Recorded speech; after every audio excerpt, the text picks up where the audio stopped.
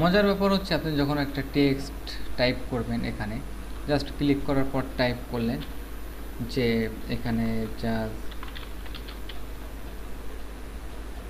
Shadow, এবং 3Dর ক্ষেত্রে সবসময় রেগুলার থেকে বোল্ড টাইপের টাইপফেস বেশ ভালো লাগে। এবং আপনার ইচ্ছা মতো একটি কালার আপনি এখানে সিলেক্ট করতে পারেন। এরপর আপনি ইফেক্ট সেম একই অপশনে প্রবেশ করবেন। প্রথম অপশনটি হচ্ছে আমরা জাস্ট এটিকে ফ্ল্যাট করে নিব, ফ্ল্যাট করে প্রিভিউ করব। এরপর যদি নিচের দিক থেকে আপনি এটিকে জাস্ট কিছুটা সরিয়ে নেন, তাহলে আপনি ভ্যালুটি দেখতে পাবেন। তো ভ্যালু আমরা এখানে জাস্ট এটিকে 0 করি, সমানভাবে নিচে থেকে আমরা দেখতে পাচ্ছি যে শ্যাডো বা ছায়া। তো আমরা এখান থেকে কাস্টম শ্যাডো তৈরি করব। কাস্টম শ্যাডোর ক্ষেত্রে আমরা এখানে টোটালি ব্ল্যাক কালার সিলেক্ট করলাম এবং ওকে।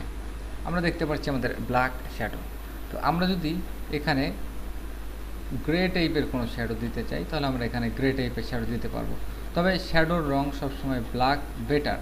তবে যে কালার রয়েছে, ধরুন এখানে আমাদের যে কালার রয়েছে, এই কালারের সেম টাইপের শ্যাডো যদি আপনি একটু ডার্ক দেন, তাহলে কিন্তু ইফেক্টটি আরও চমৎকার লাগবে। একটু খেয়াল করে দেখুন যে এখানে সেম কালারের উপর আমরা জাস্ট একটি শ্যাডো ব্যবহার করেছি। এটি আমাদের একটি 3D ইফেক্ট। এরপর যদি আপনি এখান থেকে রোটেশন করেন, তাহলে কিন্তু আপনার অবশ্যই আপনার টেক্সটের রোটেশন ভ্যালু চেঞ্জ হবে। তো মনে রাখবেন, আপনার এখানে যে ভ্যালুগুলো রয়েছে সবগুলোকে আগে 0 করবেন, এটি হচ্ছে একটা টিপস। তারপর শুধুমাত্র নিচেরটিকে একটু উপরে করবেন। এরপর দেখবেন যদি অন্য কোনো ভ্যালু পরিবর্তন হয়, তাহলে সেটিকে অনেক সময় আপনি এরকম বাঁকাভাবে এটিকে মুভ করতে পারেন। তখন দেখবেন এখানে -4 আপনি 0 করবেন, এটিকেও 0 করবেন, তখন আপনি সমানভাবে একটি শ্যাডো তৈরি করতে পারবেন। এবং এই শ্যাডোর লাইট আপনি যদি এখান থেকে অ্যাড করেন, তাহলে খেয়াল করবেন যে আপনার শ্যাডোটি বেশ সুন্দরভাবে আপনি এখানে লাইটিং শেড দিয়ে আবদ্ধ করতে পারেন। এবার আসুন সেম টাইপের এই যে ইফেক্টটি আমরা জাস্ট এখানে একটি ডুপ্লিকেট করি। ডুপ্লিকেট করার পর আমরা এখান থেকে আমাদের 3D ইফেক্টটিকে জাস্ট মুছে দিই এবং অল্টার চেপে একটি কপি করে নিতে পারেন এবং এটিকে সেন্ড টু ব্যাকে যখন সেন্ড করবেন, আপনি এখানে একটু ডার্ক টাইপের কালার অ্যাপ্লাই করবেন। এটি কিন্তু কিছুটা 3D লাগবে। তবে এখানে যেমন কার্ভিং পয়েন্ট তৈরি হয়েছে, আমরা কিন্তু কোনায় কোনায় এই পয়েন্টগুলো আমরা দেখতে পাচ্ছি না। তো সেজন্য আপনি কিছুটা মুভ করিয়ে এক্স্যাক্ট সুন্দর একটি পজিশনে এটিকে বসাতে পারেন। তারপরেও যদিও এটি অ্যাপ্রোপ্রিয়েট হবে না, এই ক্ষেত্রে আমরা একটি টিপস ব্যবহার করে থাকি। যেমন আপনি যদি এটিকে কিছুটা ব্লার করে নেন, তখন কিন্তু আপনি এই পয়েন্টগুলা দেখতে পাবেন না। কেমন, আপনি যদি এখান থেকে এটিকে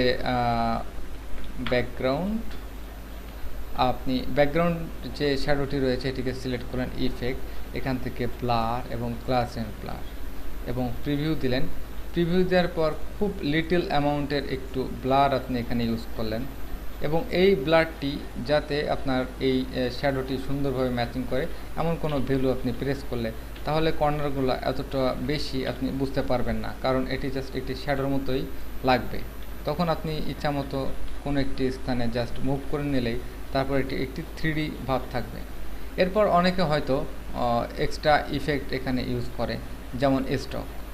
তো স্টক আপনি ইউজ করার ক্ষেত্রে অবশ্যই আপনার অ্যাপিয়ারেন্সে যেতে হবে, নিউ স্টক। আপনি এখান থেকে হোয়াইট কালারের কোনো স্টক ইউজ করেছেন, তখন কিন্তু এটি একটি ইউনিক টাইপের স্টাইল চলে আসে। তো আপনি যাই ইউজ করেন, যেভাবে ইউজ করেন, অবশ্যই মনে রাখবেন যে এটি একটি প্রিসেট তৈরি করে রাখবেন, পরবর্তীতে যাতে বারবার আপনি এটি ব্যবহার করতে পারেন। ধন্যবাদ।